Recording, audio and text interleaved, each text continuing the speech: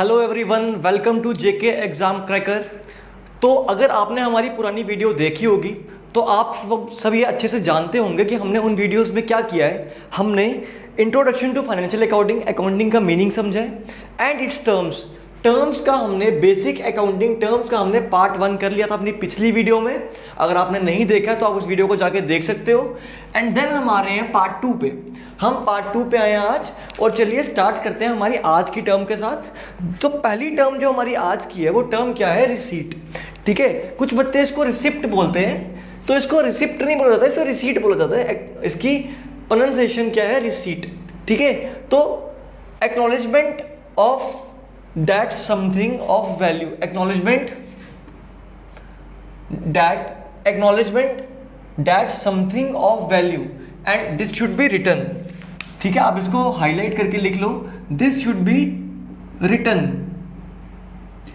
तो एक्नॉलेजमेंट हमेशा रिटर्न में होनी चाहिए, that something of value has been transferred from one party to another, कि कुछ वैल्यू का जो है वो ट्रांसफर हुआ है। नॉर्मली ये कैश की बात की जाती है। जब हम किसी को कैश देते हैं तो हमको वो रिसीविंग देता है। तो जब हम कैश एक्सेप्ट कर रहे हैं किसी से, तो उसकी एक्नॉलेजमेंट जब हम किसी को दे रहे हैं, that is called as receipt. Receipt जो होते हैं, this is of two types.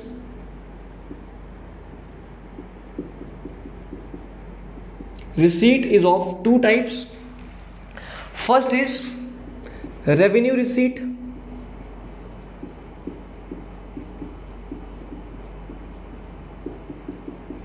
and the other is capital receipt। अब जो क्वेश्चन है एग्जाम में वो इसके बेस पे आ सकता है। आपको रिसीट की डेफिनेशन नहीं पूछी जाएगी, आपको एक एग्जांपल दी जाएगी। हो सकता है आपको एक एग्जांपल दी जाए और आपसे पूछा जाए कि ये भाई बताओ रेवेन्यू रिसीट है या कैपिटल रिसीट है। तो आपको पता होना चाहिए कि रेवेन्यू रिसीट में और कैपिटल रिसीट में डिफरेंस क्या रहता है। ठीक है, तो वो पेमेंट या वो रिसीट जो कि वो रिसीविंग जो कि हम क्या करते हैं, normal operations, normal business operations के लिए करते हैं। वो रिसीविंग्स जो हमको नॉर्मल बिजनेस ऑपरेशन से आती है। जैसे नॉर्मल बिजनेस ऑपरेशंस क्या रहते हैं, जैसे आपका बिजनेस जो है दैट इज टाइल्स का बिजनेस है। आपका टाइल्स का बिजनेस है, तो टाइल्स बेच के जो आपके पास पैसा आ रहा है that is revenue receipt. Tiles बेच के, आपका स्टॉक बेच के, जैसे एग्जांपल बताऊं, नॉर्मल बिजनेस जैसे cash received by selling our stock या गुड्स। अब स्टॉक और गुड्स हम किसको कहते हैं? वो चीज़ें जिसमें बिजनेस डील करता है, जिसका बिजनेस हम कर रहे होते हैं। अगर आपकी कोई शॉप है किराने की, तो आपके लिए स्टॉक, आपके लिए गुड्स क्या होंगे? वो ग्रोसरी शॉप। ठीक है, वो ग्रोसरी की आइटम्स। अगर आप डील कर रहे हो पेट्रोल पंप में, तो आपके लिए गुड क्या है? पेट्रोल है। ठीक है, ये डीजल है, राइट। तो आपको समझ में आ गया होगा कि स्टॉक, तो जो रिसीविंग हमारे पास होती है, जो रिसीट हमारे पास आती है, जो पेमेंट हमारे पास आती है, किससे? नॉर्मल बिजनेस ऑपरेशन से। और नॉर्मल बिजनेस ऑपरेशंस क्या रहते हैं हमारे? जैसे receiving goods by selling goods या स्टॉक, उससे हम क्या कहते हैं? Revenue receipt. On the other hand, जब मैं कैपिटल रिसीट की बात करता हूँ, कैपिटल रिसीट क्या आती है? जो other than business transactions, this is other than business transactions.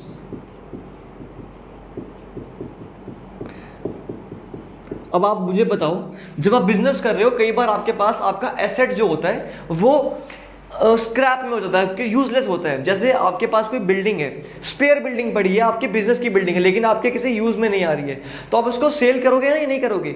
आपके पास एक मशीनरी पड़ी हुई है, मशीनरी जो है अभी किसी भी यूज में नहीं आ रही, वो खत्म हो चुकी है, उसकी वैल्यू खत्म हो चुकी है, किसी भी यूज के लिए नहीं आ रही, तो मैं उसको सेल कर रहा हूँ। तो उसको जब मैं सेल करता हूँ, जो अदर देन बिजनेस ट्रांजेक्शन कौन सी होती है हमारी? वो ट्रांजेक्शन्स जो कि हम स्टॉक वगैरह सेल करने के यूज़ करते हैं, जो हमारे स्टॉक वगैरह की ट्रांजेक्शन्स होती हैं। On the other hand non business transactions कौन सी होती है हमारी? वो जो कि हमारे एक्चुअल बिजनेस जो है उससे डिफरेंट है, राइट। तो other than none other than business transactions, जैसे एग्जाम्पल की बात बताऊं तो सेल ऑफ बिल्डिंग या मशीनरी, ठीक है। तो आई होप आपको डिफरेंस समझ में आ गया होगा कैश में और सॉरी रेवेन्यू रिसीट में और कैपिटल रिसीट में। तो ये डाउट अगर क्लियर है तो चलिए चलते हैं अपनी नेक्स्ट टर्म की तरफ। नेक्स्ट टर्म जो हम एक्चुअली दो टर्म्स में कंपैरिजन देखेंगे और वो टर्म्स हमारी रहने वाली है, एक टर्म हमारी होगी एक्सपेंस और एक होगी एक्सपेंडिचर, एक्सपेंसेस एंड एक्सपेंडिचर। देखो ऑलमोस्ट सिमिलर टर्म्स हैं ये, किससे? रिसीट से।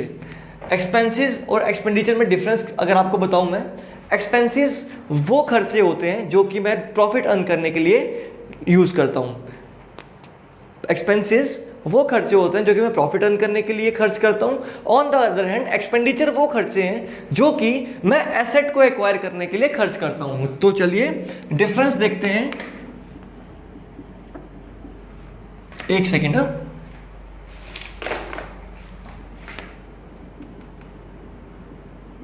एक्सपेंसेस में और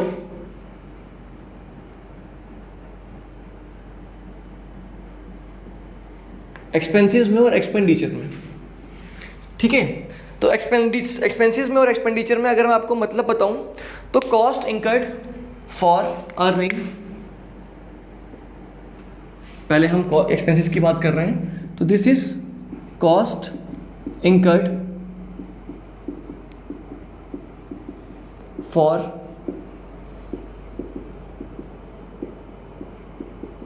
अर्निंग प्रॉफिट, ठीक है। वो खर्चा जो हम कर रहे हैं प्रॉफिट अर्न करने के लिए आर कॉल्ड, प्रॉफिट बोल दो और रेवेन्यू अर्न करने के लिए भी बोल सकते हैं। रेवेन्यू और प्रॉफिट में भी आपको डिफरेंस बताऊंगा मैं।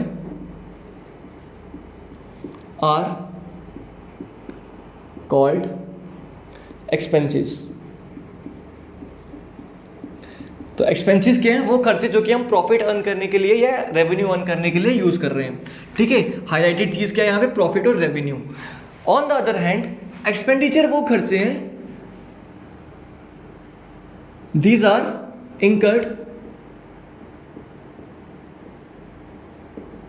for acquiring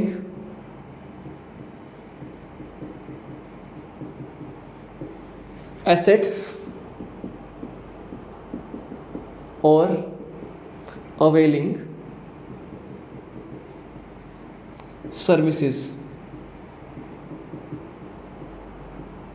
right. तो वो खर्चे जो कि हम एसेट्स को एक्वायर करने के लिए कर रहे हैं, स्पेंडिंग मनी और incurring liability for acquiring assets, goods या, ठीक है, या हमारी सर्विसेज, उस समय क्या बोलेंगे?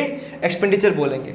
अगर टाइप्स की बात बताऊं आपको तो एक्सपेंडिचर हमारे पास दो तरह का है। एक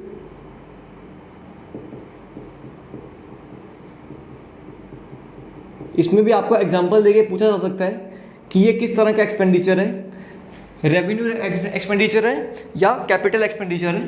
तो फर्स्ट इज रेवेन्यू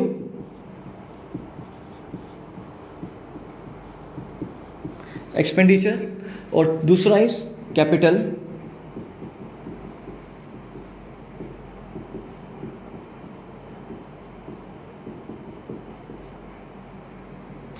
तो जिसका रिटर्न, जिस एक्सपेंडिचर का रिटर्न मुझे, जिसका बेनिफिट जो है मुझे एक साल के अंदर अंदर मिल जाए, जिसका बेनिफिट जो है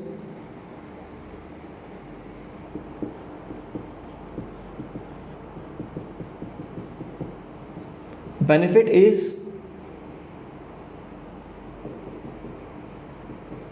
विद इन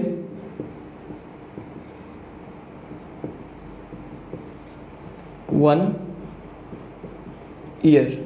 बेनिफिट जो है मुझे कितने टाइम में मिल रहा है? 1 ईयर के अंडर अंडर मिल जाएगा। जैसे हम एक्सपेंडिचर किस पे करते हैं? एग्जाम्पल की बात बताऊं तो गुड्स लेने में, स्टॉक इकट्ठी करने में जो हम एक्सपेंडिचर करते हैं, ये हमारा करंट एसेट्स होते हैं। गुड्स और स्टॉक जो है ये हमारे करंट एसेट है और ये नॉर्मली 1 साल के अंदर अंदर कैश में कन्वर्ट हो जाते हैं, तो इसलिए इसको मैं क्या बोलूँगा, रेवेन्यू एक्सपेंडिचर बोलूँगा। ऑन द अदर हैंड जब मैं कैपिटल एक्सपेंडिचर की बात कर रहा हूँ, it is the benefit received for more than 1 year. Benefit is received for more than 1 year.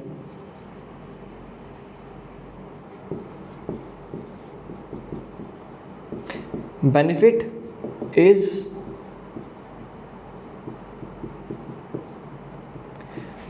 Is received after 1 year और मोर। ठीक है, बेनिफिट जो है हमारे पास 1 साल या उससे ज़्यादा के लिए मिलता है। इसके अलावा एक और टाइप अगर मैं आपको बताऊं एक्सपेंडिचर की, तो एक और टाइप निकल के आती है, that is deferred revenue expenditure. ठीक है, डेफर्ड रेवेन्यू एक्सपेंडिचर। अब आप पूछोगे सर ये डेफर्ड रेवेन्यू एक्सपेंडिचर क्या है, मुझे रेवेन्यू एक्सपेंडिचर समझ आ गया, कैपिटल एक्सपेंडिचर समझ आ गया। तो देखो, कई बार कुछ खर्चे होते हैं, कई बार कुछ एक्सपेंसेस होते हैं जो कि हम करते तो अभी हैं, लेकिन उसका बेनिफिट जो है वो आने वाले टाइम में हमको मिलता है। जैसे अगर मैं एडवर्टाइजमेंट करता हूँ, अगर मैं बिजनेस की एडवर्टाइजमेंट कर रहा हूँ, तो मैं खर्चा जो है वो 1 साल में कर रहा हूँ। मैंने 2019 में क्या किया, बिजनेस की एडवर्टाइजमेंट की। ठीक है, मैंने 2 लाख रुपए बिजनेस की एडवर्टाइजमेंट में खर्च कर दिए, लेकिन क्या उस 2 लाख का बेनिफिट जो है मुझे 1 ही साल मिलेगा? क्या उसका बेनिफिट जो है मुझे 2019 में मिलेगा? नहीं, वो 2019 में नहीं मिलेगा। ठीक है, वो मुझे मिलेगा आने वाले कुछ सालों तक। तो उस तरह के एक्सपेंसेस होते हैं जो कि मैंने कुछ टाइम पीरियड में डिवाइड करके रखे होते हैं, उसे मैं क्या बोलता हूँ, डेफर्ड रेवेन्यू एक्सपेंडिचर। और इसकी एग्जांपल अगर आप बताऊंगा आपको, तो इसकी एग्जांपल में क्या आ जाएगा, एडवर्टीजमेंट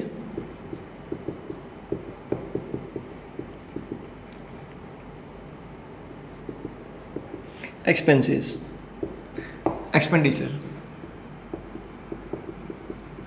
एडवर्टीजमेंट एक्सपेंडिचर, राइट। तो आई होप आपको ये एक्सपेंडिचर का मीनिंग समझ में आ गया और इसकी टाइप समझ में आ गई हो। सिमिलरली अगर मैं एक्सपेंसेस की टाइप्स की बात करूं, तो एक्सपेंसेस हमारे पास 2 तरह के हैं। पहला प्रीपेड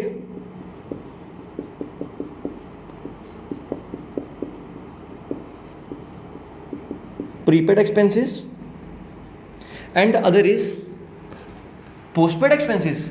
नहीं, यहां पे हम पोस्टपेड एक्सपेंसेस नहीं बोलते, यहां पे हम क्या बोलते हैं, आउटस्टैंडिंग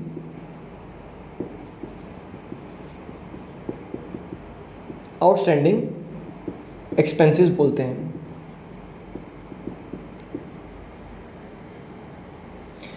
ठीक है, तो 2 टाइप्स के एक्सपेंसेस की, प्रीपेड एक्सपेंसेस, आउटस्टैंडिंग एक्सपेंसेस। ठीक है, ऑब्जेक्टिव में आपको पूछा जा सकता है। अब प्रीपेड एक्सपेंसेस कौन से होते हैं? वो एक्सपेंसेस, अच्छा मैंने आपको एक्सपेंसेस के बारे में नहीं बताया ना अभी, तो देखो एक्सपेंसेस क्या होते हैं, cost incurred for earning profit are called expenses. तो प्रॉफिट अर्न करने के लिए जो मैं एक्सपेंसेस कर रहा हूँ, उसे क्या बोलता हूँ मैं, उन्हें मैं जो मैं खर्चे कर रहा हूँ उसको एक्सपेंसेस बोलता हूँ। अब ये खर्चों की एग्जांपल मैंने आपको नहीं बताई। खर्चों के एग्जांपल में क्या आएगा, अगर मैं वेजेस दे रहा हूँ, देखो इससे तो मैं कोई एसेट एक्वायर नहीं कर रहा ना। अगर मैं सैलरी दे रहा हूँ, मैं कोई एसेट एक्वायर नहीं कर रहा। ठीक है, सिमिलरली मैं फ्रेट दे रहा हूँ किसी को। फ्रेट क्या होता है, जो मजदूरी होती है। फ्रेट दे रहा हूँ तो मैं कोई एसेट को एक्वायर नहीं कर रहा। मैं रेंट दे रहा हूँ, मैं एसेट को एक्वायर नहीं कर रहा, लेकिन ये सब चीज़ें इंपॉर्टेंट है मेरे डे टू डे फंक्शंस के लिए। तो इसको मैं क्या बोलूँगा, इसको मैं एक्सपेंसेस की कैटेगरी में डालूंगा। ठीक है, प्रीपेड एक्सपेंसेस कौन से होते हैं, जो मैंने ऑलरेडी पे करके रखे हूँ। जैसे मैंने एडवांस में क्या कर दिया, वेजेस दे दी हूँ, एडवांस में सैलरी दे दी हूँ, एडवांस में रेंट दे दिया हो, these are prepaid expenses. Similarly अगर मैं आउटस्टैंडिंग एक्सपेंसेस की बात कहूँ, तो आउटस्टैंडिंग एक्सपेंसेस में क्या आ जाएगा, वो एक्सपेंसेस जो कि ड्यू हो गए हैं। मैंने सैलरी देनी थी लेकिन मैंने दी नहीं है, मैंने बिजली का बिल भरना था लेकिन मैंने वो अभी तक भरा नहीं हुआ है। ठीक है, मैंने वो खर्चे, जैसे मैंने मैंने वेजेस देनी थी लेकिन मैंने वो दी नहीं है, वो पेंडिंग है, वो मेरे ऊपर उधार बन गया हुआ है, ठीक है। तो वो क्या होती है आउटस्टैंडिंग एक्सपेंसेस। ऑब्जेक्टिव क्या आ सकता है आपको इसमें से कि प्रीपेड एक्सपेंसेस आर एसेट्स और लाइबिलिटीज। तो इसकी क्या बात करोगे, प्रीपेड एक्सपेंसेस क्या होते हैं आपके, एसेट होते हैं, एसेट होते हैं। और आउटस्टैंडिंग लाइबिलिटी, आउटस्टैंडिंग एक्सपेंसेस क्या होती हैं आपकी, लाइबिलिटीज होती हैं,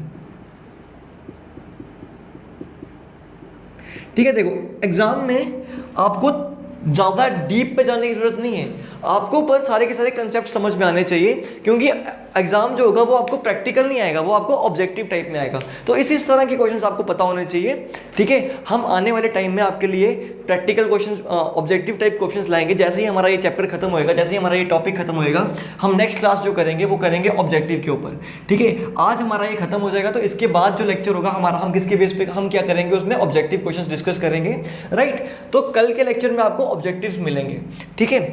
आज की बात अगर करूं मैं, तो नेक्स्ट टर्म की तरफ चलते हैं। नेक्स्ट टर्म इज रेवेन्यू, ठीक है। अगर आपने चैनल को सब्सक्राइब नहीं किया तो चैनल को सब्सक्राइब कर लो, ठीक है। वीडियोस अच्छी लग रही हैं तो वीडियोस को देखो। और हाँ, जब मैं साइड हो रहा हूं तो दैट मीन्स मैं आपको स्क्रीनशॉट लेने का टाइम दे रहा हूं, अगर आप कॉपी पे नोट नहीं कर रहे हो तो, ठीक है। सजेस्ट करूंगा कि आप कॉपी पे नोट डाउन करो, बिकॉज हर एक चीज़ मैं आपको साथ साथ क्लियर करवा रहा हूँ, ठीक है, राइट। तो चलिए, next term is revenue.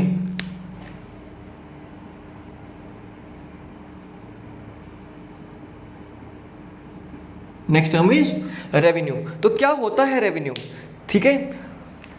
This is gross inflow of cash.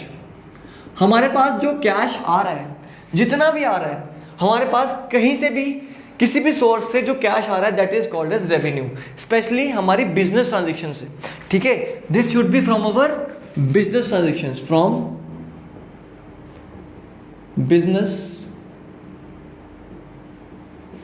Transactions.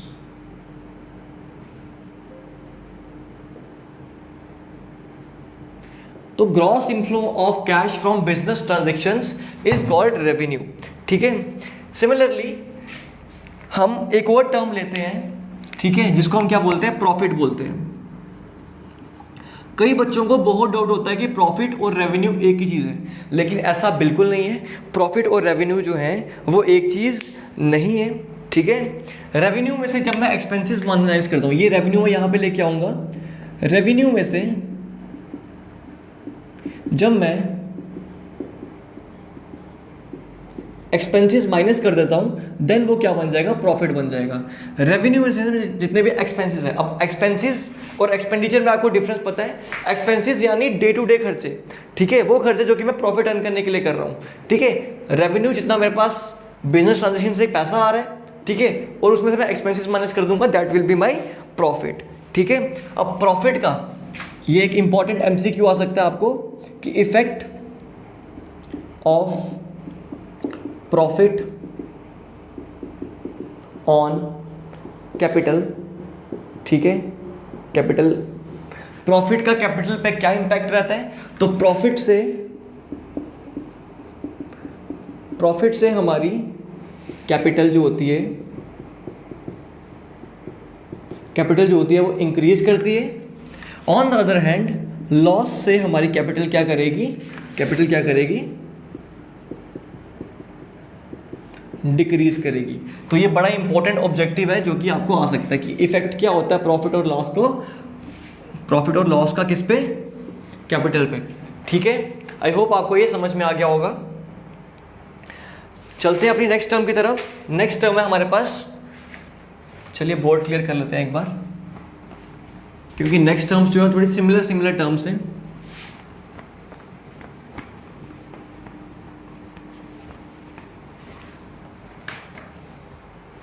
Next term is purchases.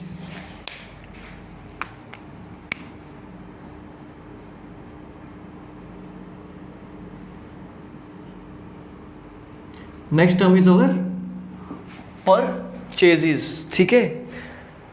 तो परचेजेस मतलब कुछ खरीदना, ठीक है। और खरीदना क्या, सिर्फ स्टॉक या गुड, ठीक है। खरीदना क्या, सिर्फ वो चीज़ें जो कि मेरा बेच लूँगा मैं, जिनको मैं बेचने के लिए खरीद रहा हूँ, ठीक है। अगर मैं बिल्डिंग खरीद रहा हूँ तो बिल्डिंग को मैं बेचने के लिए तो खरीदूंगा नहीं ना। लेकिन अगर मैं मेरा अगर कोई ग्रॉसरी शॉप का बिजनेस है, तो अगर मैं ग्रॉसरी खरीद रहा हूँ तो that will be called as purchases. लेकिन अगर मैं कोई बिल्डिंग खरीद रहा हूँ, that will be not be considered as purchases. तो यहाँ पे देख लो, यहाँ पे परचेजेस का मतलब क्या है, कुछ चीज़ खरीदना। और यहाँ पे क्या आएगा, this is only used for goods purchased by the business for resale, only used for the goods purchased by the business for resale।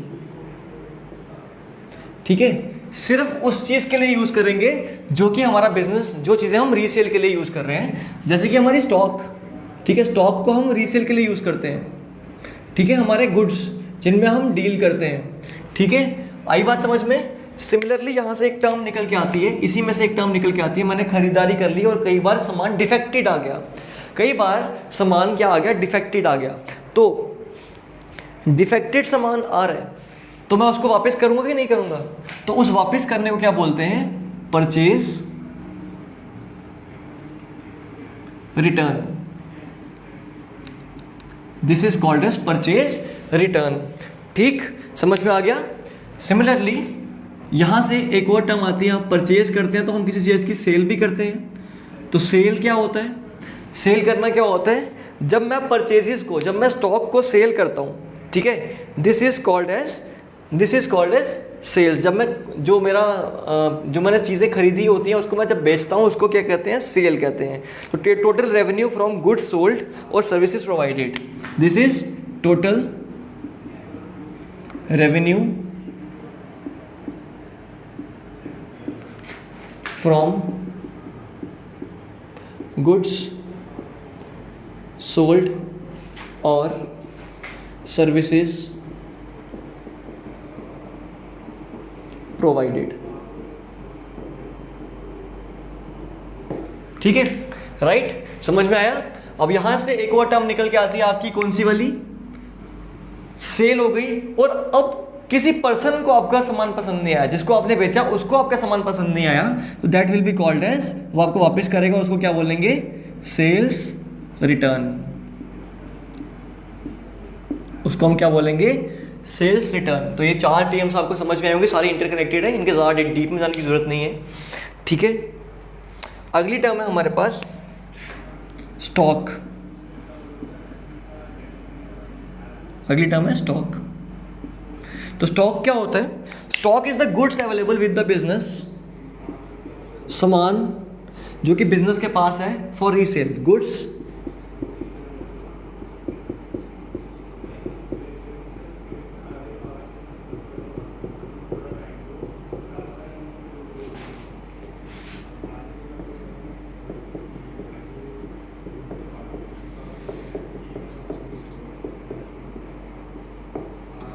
This is goods available with the business for resale. जो सामान resale के लिए available है उसको क्या बोलते हैं, हम स्टॉक बोलते हैं, राइट। चलिए, स्टॉक के टाइप्स आ सकती हैं आपको ऑब्जेक्टिव में। तो स्टॉक के तीन तरह होती हैं, तीन टाइप्स हैं। पहला है आपका ओपनिंग स्टॉक, ठीक है। दूसरा आपका क्लोजिंग स्टॉक,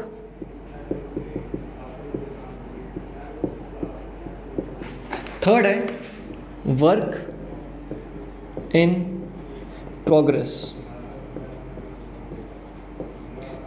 समझ में आ रहा होगा नाम से कि ओपनिंग स्टॉक क्या होती है, वो स्टॉक जो बिजनेस में हमारा फाइनेंशियल ईयर स्टार्ट होने से पहले आती है, हमारे अकाउंट्स की ओपनिंग पे होती है। क्लोजिंग मतलब जब हम अकाउंट्स क्लोज करते हैं उस टाइम जो मेरे पास स्टॉक का बैलेंस पड़ा होता है, दैट इज क्लोजिंग स्टॉक।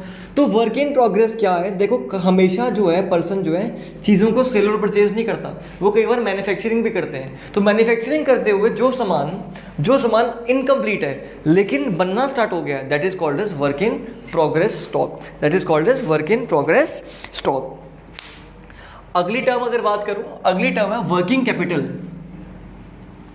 तो वर्किंग कैपिटल की अगर मैं बात बताऊं तो वर्किंग कैपिटल क्या होता है? वो कैपिटल जो कि हमारी day to day expenses run करने में हेल्प करती है, जो कि हमारे डे टू डे एक्सपेंसेस को रन करने में हेल्प करती है, that is called is working capital.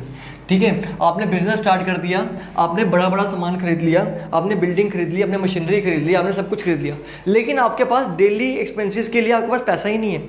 अगर आपके पास वर्किंग कैपिटल ही नहीं है तो बिजनेस अच्छे से नहीं चलेगा। वर्किंग कैपिटल मतलब जो हमारे पास डेली बेसिस पे कैश का अकाउंट है, बैंक के अकाउंट है, हमारी स्टॉक है, दिस इज वर्किंग कैपिटल। और वर्किंग कैपिटल के बिना बिजनेस चलाना बहुत मुश्किल है। सबसे इंपॉर्टेंट चीज बोली जाती है दैट इज वर्किंग कैपिटल। ठीक है, working, that is the capital in work, working capital. ठीक है, क्या है हमारा working capital? used for day to day operations, used for day to day operations,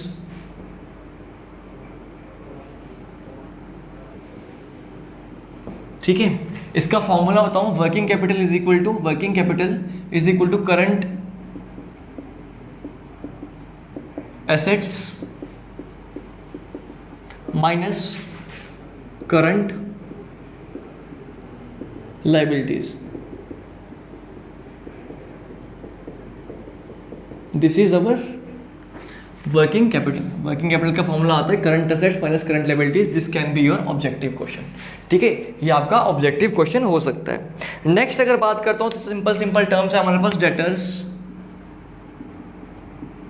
बहुत बार बता चुका हूं मैं आपको इनके बारे में। डेटर्स वो लोग हैं जिनको हमने उधार में सामान दिया है और वो आने वाले टाइम पे हमको पैसा देने वाले हैं। जिनको हमने उधार में सामान दिया है और वो आने वाले हमको टाइम पे हमको पैसा देने वाले हैं, उसे हम क्या कहते हैं? डेटर्स। ठीक है, यहां से एक टर्म निकल के आती है बैड डेट्स। यहां से एक टर्म क्या निकल के आती है? Bad debts. बैड डेट्स क्या होते हैं? देखो, डेटर्स ने हमको पैसा देना था लेकिन ये डिफॉल्ट हो गया। ठीक है, ये हमको पैसा नहीं दे पाया और हमको उम्मीद भी नहीं है कि आने वाले टाइम पे हमको वो पैसा देगा।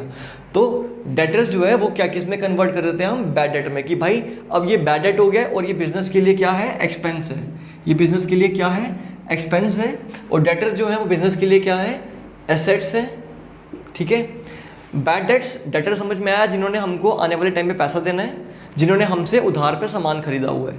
करेक्ट, बैड डेट्स मतलब जिन्होंने जो हमारे डेटर्स हैं वो हमको पैसा नहीं दे पाएंगे आने वाले टाइम पे, उनको मैं क्या बना दूंगा? बैड डेट्स बना दूंगा। राइट, चलिए यहां से एक और टर्म निकल के आती है क्रेडिटर्स।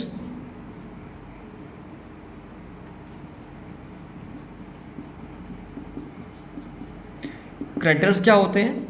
देखो, क्रेडिटर्स वो लोग हैं जिनसे हमने उधार पे सामान खरीदा हुआ है। जिन पर्सन से हमने उधार पे सामान खरीदा हुआ है उन्हें हम क्या कहते हैं? क्रेडिटर्स कहते हैं। इनको हमने आने वाले टाइम में कभी ना कभी पैसे पे करने हैं। और ये बिजनेस के लिए क्या होती हैं? ये लाइबिलिटीज होती हैं। इनकी डेफिनेशन लिखने की जरूरत नहीं है, इनका मीनिंग आपको खुद ही समझ में आ जाना चाहिए। राइट, चलिए अगला है हमारे पास, नेक्स्ट टर्म है हमारे पास गुड्स। ठीक है, यह हमने स्टॉक का कर लिया, stock and goods are same. ठीक है, ये गुड्स की अगर बात बता दूं, गुड्स क्या होते हैं? Goods are the product in which business deals. वो प्रोडक्ट जिस पे बिजनेस डील करता है। ठीक है, चलिए चलते हैं आप मेरी लास्ट की टर्म पे आज। और नेक्स्ट टर्म है हमारी डिस्काउंट। सारे फैमिलियर होंगे इस टर्म से, सबको पता है डिस्काउंट क्या होता है? छूट देना। ठीक है, तो जब हम अपने पर्सन को कुछ छूट, अपने कस्टमर्स को कुछ छूट देते हैं या उनसे कभी छूट लेते हैं तो उसे हम क्या कहते हैं? डिस्काउंट बोलते हैं। डिस्काउंट दो तरह का होता है, एक डिस्काउंट रिसीव्ड,